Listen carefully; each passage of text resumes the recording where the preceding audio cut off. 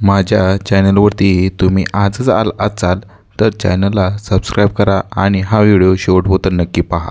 नागपूरमध्ये 24 वर्षीय मुलाच्या मित्राशी 48 वर्षीय आईचे अनैतिक संबंध. घरातून पळाले दोघेजण.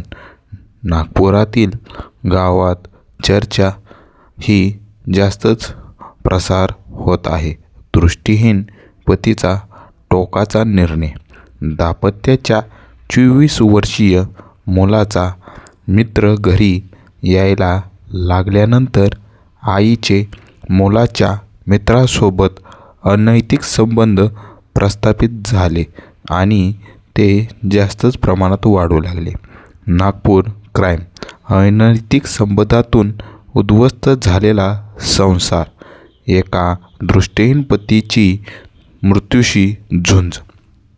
नागपूर जिल्ह्यातील भिवापूर हे शांत गाव एका धक्कादायक बातमीने हादरून गेले आहे. एका 48 वर्षीय मातेने आपल्या पोटच्या 24 वर्षीय मुलाच्या मित्रासोबत पळून गेल्याची घटना समोर आली आहे. ही घटना केवळ अनैतिक संबंधापुरती मर्यादित नसून यामुळे एका कुटुंबाची झालेली वार्ताहत आणि एका दृष्टिहीन व्यक्तीचा जीव जाण्यापर्यंत ओढवलेली वेळ. यामुळे समाजात संतापाची लाट उसळली आहे. या प्रकरणातील पीडित 55 वर्षीय पतीचे आयुष्य संघर्षाने भरलेले होते. आपल्या पत्नीच्या सोबतीने तो कुटुंबाचा गाडा ओढत होता. त्यांना 24, 26 आणि 28 वर्षाची 3 तरुण मुले होती. सर्व काही सुरळीत चाललं होतं. नीतीने त्यांच्यावर आळा घातला. दुर्दैवी अपघात झाला. काही वर्षापूर्वी कामावर असताना एका दगडाचा घाव त्यांच्या डोक्याला लागला होता. या गंभीर दुखापतीमुळे त्यांनी आपल्या दोन्ही डोळ्याची दृष्टी ही गमावली होती. दृष्टी गेल्यामुळे ते काम करण्यास असमर्थ ठरले होते आणि घरातच राहू लागले.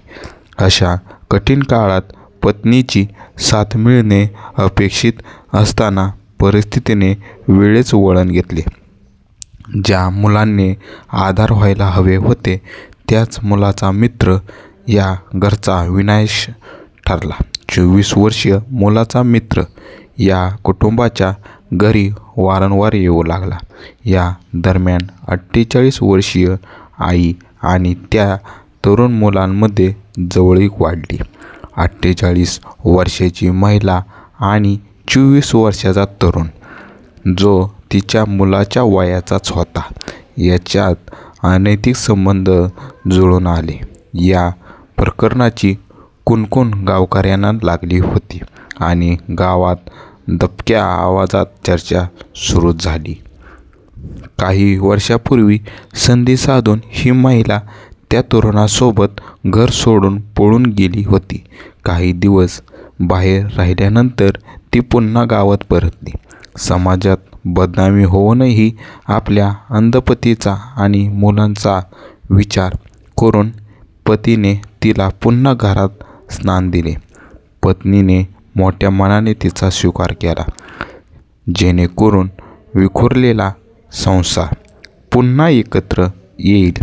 मात्र महिलेच्या मनात काहीतरी वेगळंच शिजत होतं. काही दिवस शांत राहिल्यानंतर पुन्हा त्या तरुणांचे आणि महिलेचे सूत जुळले. दोघांनी लपून छपून भेटणे सुरूच ठेवले होते. कुटुंबियांनी त्यांची समजूत काढण्याचा प्रयत्न केला होता पण त्या काहीतरी उपयोग झाला नाही. साधारण 8 दिवसापूर्वी ही महिला पुन्हा एकदा मुलाच्या मित्रासोबत पळून गेली.